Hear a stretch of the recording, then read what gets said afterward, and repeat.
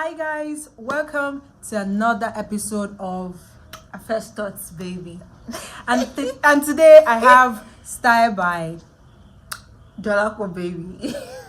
Stop with Jolako. what's going on? Is it the same thing already? It's the same thing. Yo, hi. So we're super excited. That's like one thing I say a lot. We've been talking about relationship back and forth on AfesThoughts, which is like main thing we really talk about though. Then I decided to bring someone here to discuss something like pressing issues, like very pressing issues. So apparently this is how today we go. Dolapo is going to be asking me some questions. Asking me questions about Marriage. okay, about marriage. And I will be asking Dolapo questions about career. So we just don't want to just talk about love. Everything is not love in this life. What happened? We'll talk about relationship, then we'll talk about career building and leadership. So Dolapo, over to you. First question. Hey guys. I was not ready. Okay, so this is my first question. So by the way, tomorrow our marriage is going to be a year tomorrow. So happy wedding anniversary. And I was a chief bridesmaid when she got married. And she doesn't remember my surname anymore. Her surname is Mrs. Adeyinka. You know what's that your surname again? After you put your signature, you are oh my god. So this is my first question. So okay.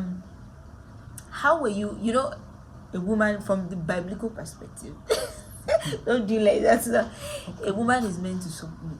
Looking at the fact that before you got married, you were independent, you took decisions on your own and all of that. What?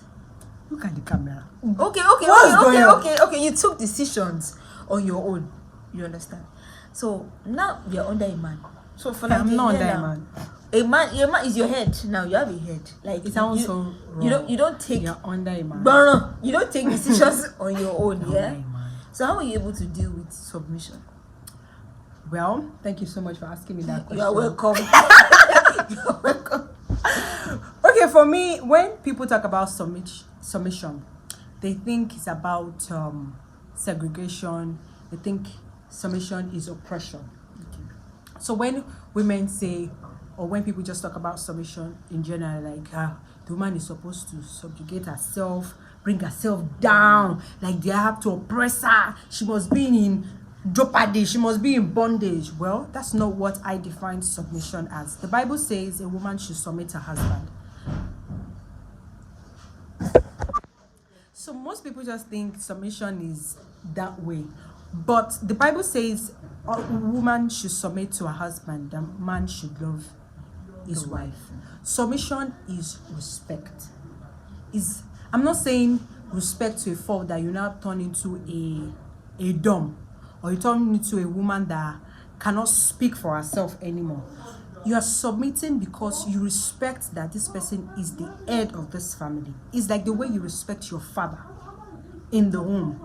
I'm not talking about the fear aspect of it, if you have the very strict father, but I'm talking about you giving honor to who honor is due. You allow your husband to help you do things, because we women, that's just the way we are wired. We are very, very emotionally inclined. We make a lot of decisions based on impulse, based on emotion. Men are logical in nature. They are rational in nature. That is why God has put them over us to guide us. Your husband is supposed to be your guidance. So he's not supposed to oppress you. He's not supposed to pin you down. He's not supposed to manage. He's not supposed to micromanage you. No, he is supposed to help you achieve your God-given purpose. I'm all spiritual here. Let's go back to the spiritual platform. Let's take it back to the circular way of doing things. Your husband is supposed to teach you as you are teaching your husband. And when the Bible says, husband, love your wife, the love is not just love. The love is husband's sacrifice for your wife. Woman, submit to your husband. It's just not submit and on the floor, let him walk over. Woman, respect your husband. Respect begots love. Love begots respect. They are interwoven. One cannot be removed for another. A man that is looking for respect that does not love the wife. A woman that needs love and does not respect her husband. So to me, what I have seen, what I am experiencing is respect your husband means, submit to your husband means allowing him to guide you. There are things you don't know. There are things you will have to learn from each other. And you see, I told you that one question it's going to be long. Time. Go straight to the point. So yeah. But I just feel it's not about bringing the person down. It's just about learning from each other and communicating and community. Okay, so my first question to Dalakwa today is how have you been able to balance your work life and your spiritual life? Because I know you've been the very spiritual type. God this. Dalakwa is a pastor. I know.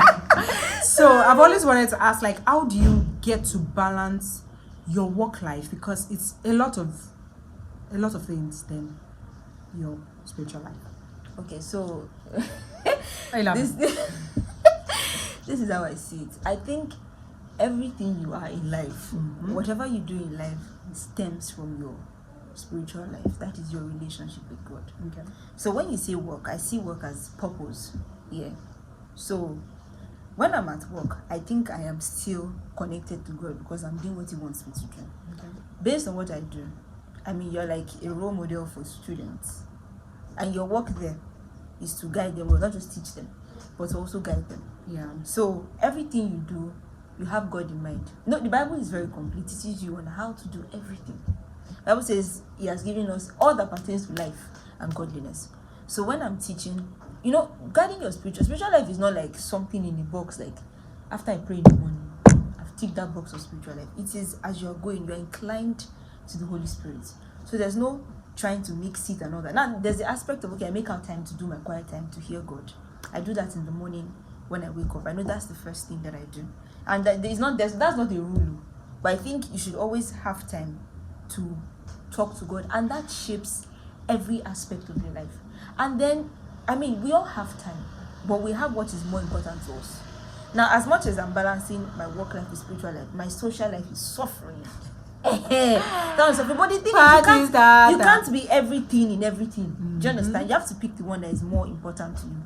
So I get my strength from my spiritual life, from my relationship with God, and I have to work.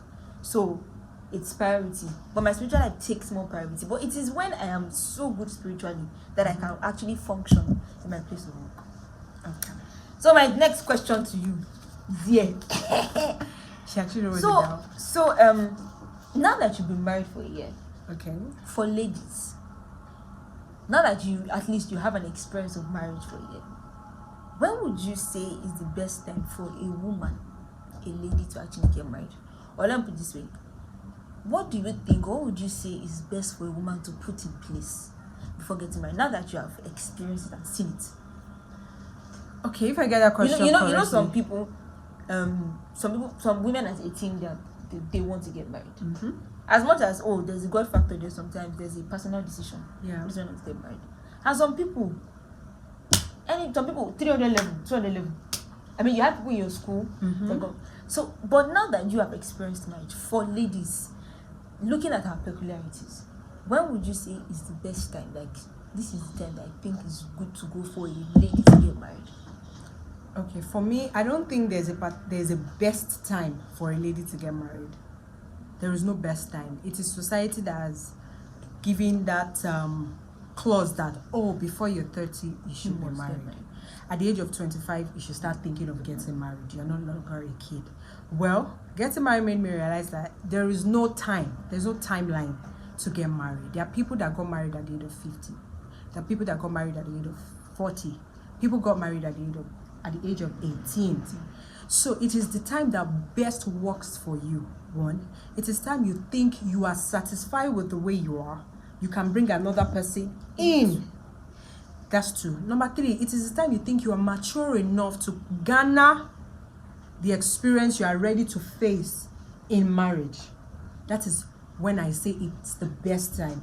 And when God says it's the best time for you to get married. That's it. So there's no best time like 28 is the best time for you to get married. No, it doesn't work like that.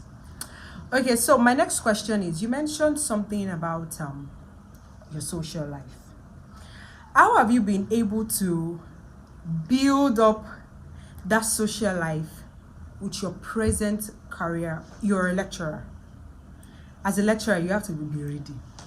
I've seen lecturers. The only thing they don't know, get social life. the only thing they know I is don't have a just book. social life. So how do you intend to manage it? Because you can't read books for the rest of your life. You have to build connections. So how do you want to manage your social life with your present career life? Okay, let me understand. Give me when I'm talking about social an life, operational definition of that. when I'm talking about life. social life, Yes. I'm talking about you having time to do things that are not academic related, that you're not in Fashion. no, not fashion. Not You're not in seminar. You're not in conference. You're not traveling to write a church. thesis. You're not in church. I'm talking about you are in a gathering of people just unwinding. We are unwinding now. We are Like, how do you unwinding intend now. to do that? Like, how do you intend to do that? Because you know that aspect of your life is also important. I unwind. How do you unwind? One day I don't unwind. What's the problem? I don't. I think with the way I have so planned my life, or life has planned my life. You're the one that planned your life. No, this is my what? I feel like I'm at the stage where this is the time to put these things in place. Yeah, this is the time. So you don't have time to unwind. to get it together. What's the definition of unwind? Let me ask. I just said it now. When you're not doing church-related things, I'm sick. I'm trying to gather strength. even church-related things, you can unwind in church-related I unwind things. in church, praise and worship. Yeah, That's that all. is the time I get it You know down. what I'm talking about. You just Like chill maybe there. times when I just sit down, chill. Just be you, that does not need books, that does not need laptop, that does not need thesis, that does not need students marking. Just do you. Something else you do that you enjoy. How do you intend to Fashion do? blogging. Okay. That's like the only thing I do. But when I sit down alone and I'm doing something, right? I'm calculating something. I'm calculating something. I think this what we are doing now is like unwinding for me. This is like an unwinding aspect. So that thing that people do, I think I'll probably need maybe I have friends that push me to do it, then I'll do unwind. I will sit in maybe your maybe they are unwinding. going to unwind. I can follow them, but pay of my own. And I want to go and unwind. No, it doesn't happen. Okay. So yes, let me read it again. It's here. Wait. Yeah, so now that you've been married for a year. Hey. Sorry. Now for married for How you. do you deal with conflict with your husband? Ah. How do you deal with because conflict is inevitable. So how have you been able to handle conflict with your husband? See, safe place to talk. Conflict, they say, is inevitable, right? But there are times that I handle conflict the wrong way. It's not easy when you have someone. It's not easy when you have someone else living in your house, or you are living in another person's house, and you're angry, and the person can't just seem to see it from your own perspective. It's very difficult. So how do I handle conflicts? I won't lie, I don't have the best conflict handling techniques. I don't.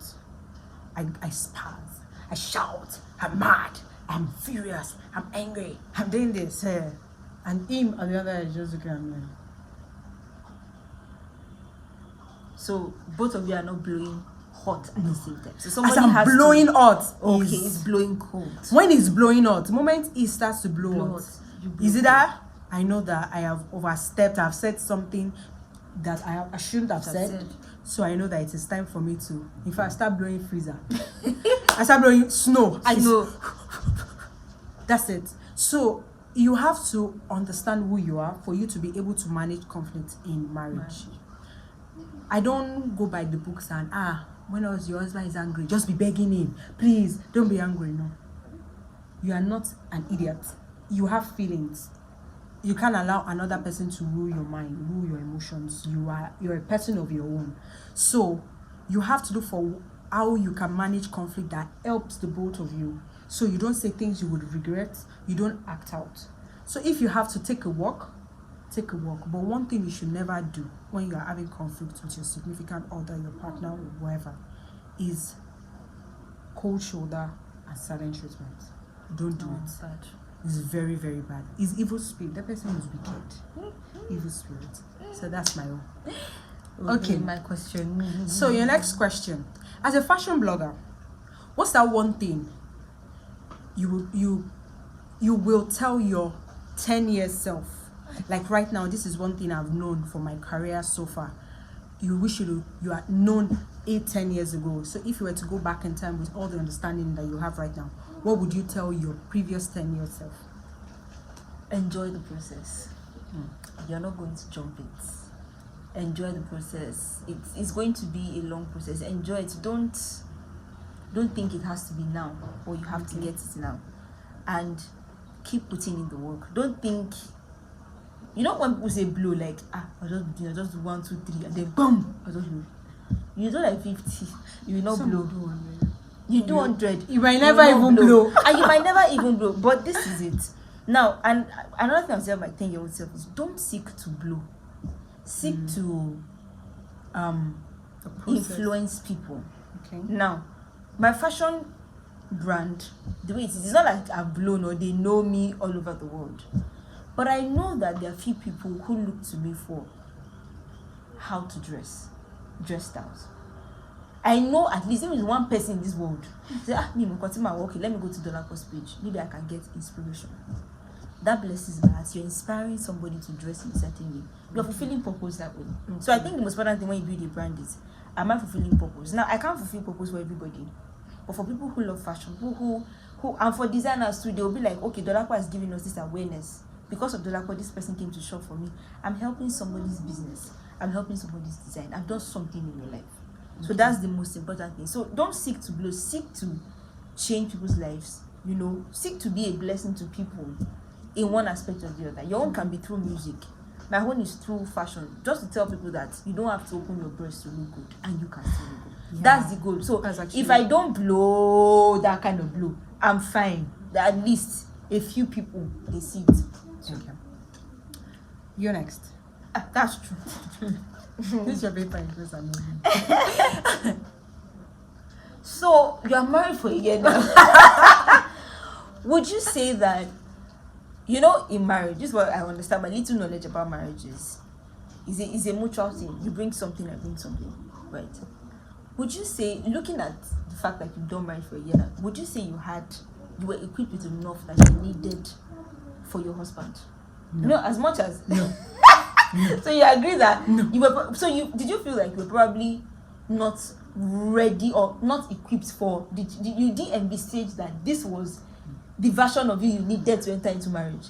So did you think you were ready for that version in marriage? Like to, you know, the only way they say helper, you know, you're supposed to also add something to this man's life. Mm-hmm. Did you think you had all those qualities already, or you're just breeding it now? I didn't have it. I didn't have it. And I don't think anyone does have it. When you get to marriage, it's a different ball game. The mentality you had before you got married, everything, it's like egg when you boil egg. So the wedding is the boiling process. So it's like boiling egg. The wedding is the boiling process. After the wedding, the egg don't boil. When you now get to the marriage, you now start peeling it. You know when the egg is hot, you can't peel it immediately. Yes. That's a process. Marriage is hot. And I don't mean hot in a bad way that it's terrible. It's hot. You keep peeling. There are layers and layers, like onions. Layers and layers and layers and layers. So I was telling someone the other time that I wish there was a manual that you have to read. Okay, when your husband do like this, you do like this. When your wife does this, you do this. Do you get? So there's no manual for marriage. You have to keep asking for wisdom. That's when wisdom comes in. That's when you ask God that God. Do you know how many times I've asked for wisdom? Especially when there are issues we're having that I don't even understand why we're having this issue. why he doesn't see what I'm seeing. To me, I feel what I'm doing is right. To him, he's thinking this is the best way. So I keep going back to God and I'm asking for wisdom, that God give me wisdom to do this. And I also pray, God, give me the ability to respect and submit to my husband the way I should, according to the Bible. So there is no ability that you have now that will equip you enough for marriage. Even the very matured ones, they will say, oh, I will use maturity to carry it. But when things come, when issues, like real life issues come upon it, and you're wondering like, it's not supposed to be like this, or when it might not be issues between the both of you, General issues. external issues that can come up, and you're wondering what's going on. It can be family issues, sickness can come up, anything can come, your careers can come in line, that I need to do this for my career to grow, you need to do this. So how do we do it? So the different issues that come out that will make you wiser. The wiseness you had before you got married, it might be useful, but on the long run, you have to unlearn them and learn new things that would make, if you know that you want your marriage to grow, if that is your goal, divorce is not an option. You have to unlearn a lot of things to remold. Both of you will now remold each other. Now it is before you were molding your own self. It is now the both of you remolding yourselves, each other together. So that's it. So the very last question to come to the very end of this particular episode is, for the next few years of your life, with how far you've come in your career, your fashion and everything, what's that one thing that you know it is constant, that you would always tell people that I did this is one thing I know I did that has helped me from the very beginning right now to probably help me to the very end? It's God though. No other, I'm serious, no other thing. Because the thing is, in life, I've met people who have put more efforts than I have. People who are more brilliant.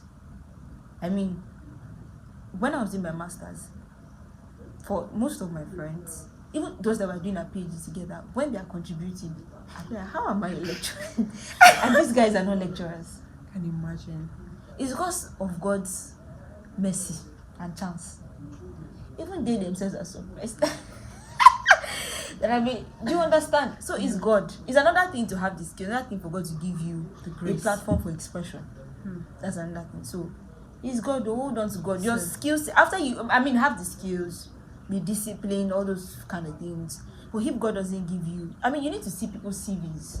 People have qualifications, people have certifications, but they don't have jobs. So it is God. Honestly. Don't let me lie. And for my fashion thing too, I've got some people who even started when I started and they are not fashion bloggers anymore. And I've got people who started when I started and they are way ahead, right? So, and I've got some people who try to start a brand, try to start a business, and they can't. And it's not as if sometimes I don't feel tired, but when I go to the place of prayer again and I just, let me just try again. And sometimes God will send you a word of encouragement. Sometimes there was a time when I started lecturing that time I was thinking, this fashion thing, let me just put it aside. So I entered the cab one day. Somebody just came like, you attend my church, I see the nice clothes you wear. Are you a fashion? They're always nice. And from what he said, he encouraged me. I'm like, okay, I can't stop this thing. Okay, let me continue. Do you understand? So it's just hold on to God and don't be lazy, don't procrastinate, don't hold on to God. And then for your brand, another thing that has worked for me is tithing. That's another thing. Tithing, especially with now it's easy to tithe with my lecturing thing because it's salary based. But with this my fashion thing, for every, let's even say I make 200 naira, my profit is 200 naira, I will still tithe that 20 naira. Sometimes God wants to see how faithful you are with, so that if you can handle little, He will handle much more for you. So make sure that your brand or business is a tithing, no matter how small, how insignificant. Before I started working, when I was doing my master's, my dad used to give me 10,000 naira per month. What would I do? But I would still tithe. I would still send for missions. 10,000 naira.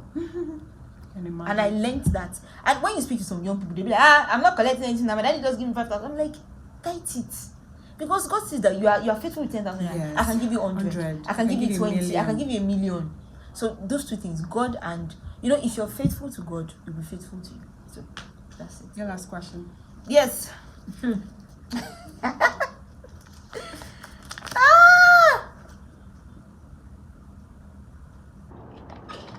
But you want the question yourself? So you've done married for a year. I say, a lot of people, they will say, especially for women, when you get married, it's not the same. It's not the same. You now have more responsibilities. How have you been able to maintain your individuality? I mean, one thing I'm missing about you, you've been able to keep your friends. We have some married people, especially girls, who just neglected all their friends after they got married. How have you been able to, navigate still holding on to the relationships you had before you got married? Because I even saw a meme, a video on TikTok, a pastor advising married that immediately you get married, make sure your friend never visits you, your best friend. I mean, there are ideologies like that flying about. So how have you been able to cope? The truth is, your thinking pattern is different from us that are single. Okay. It's quite different. Okay. You consider your husband, but I'm not considering nobody. Nobody, man. I do what I want. So how are you able to still mix up with your friends that are not even, it would have been sweet if your friend is saying, my husband wants to do this, you and your husband, let's buy this for our husband. But you're still keeping up with your friends that don't have that conversation. It's not even in their perspective. So how are you able to keep up with your friends?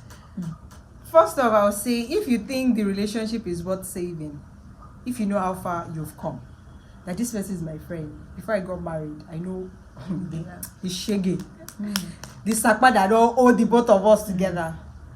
You will know that this person is my friend. Because I'm married does not mean I have to neglect my friend. I pray nobody's relationship will collapse. But if anything happens, you will need your friends. God will not let us have problems where we need people to raise money for us. You will have to now go back to those friends you have stopped talking to. You want to do party today? Who will come? Is it only your husband will sit down and do party by yourself? No, you need your friends. You want to do weekend getaway? Who are you with your husband and some group of people? You just want to have your gathering of brothers and sisters. You go by yourself. Abi you go and pack strangers doing? No, you need your friend. Being in marriage does not mean you neglect every other person around you. Women do that thing a lot. No. They think it's time that we're no longer in the same. Even the other married friends, they just say since I'm married, just me and my husband. No, there's something called individualism in marriage. Yourself. If you don't take care of yourself, you can't take care of another person. So you have to take care of yourself. Take care of your mental health. Take care of your health. Take care of your feeding, your habits, exercise. Those are the things you do for yourself to grow, so you can carry every other person along. Keep your friends in check. If you know you are going there, I'm not saying it's all friends you must put in your circle. There are just some people that you know deep down that these people are not good for you. Stay away from them. They are bad blood. But the ones that you know they are worth keeping, relationship that is worth cherishing, you hold it in high esteem. You know that there are some friends that when you lose them, you can never get them back. And they are very, very important people to your life. So keep them. Watch yourself, watch your friends, know the kind of things you tell your friends too. You don't know who is who anymore. People might just be envious of you, you just might not know. But one has to be careful, but nobody's an island. You can't throw people away. You need people. You need people. You will always need people. There are some times that your husband might not be able to do it. Anything can happen. You will need people, your friends, your family members. So, because you're married, you shouldn't just stay away from all your friends. So on this note, we've come to the very end of this particular episode. I hope you enjoyed. I hope you were able to learn a lot of things with our little understanding of life, experience, marriage, and career. So, Dolapo, do you have anything you want to say on the final note? Thank you for having me on the show. Thank you so much for having me. So tomorrow is our wedding anniversary. I'm so sure some people will watch this video like next 2 years. Tomorrow after the next year. Check the dates. That's when it's our anniversary. Bye guys.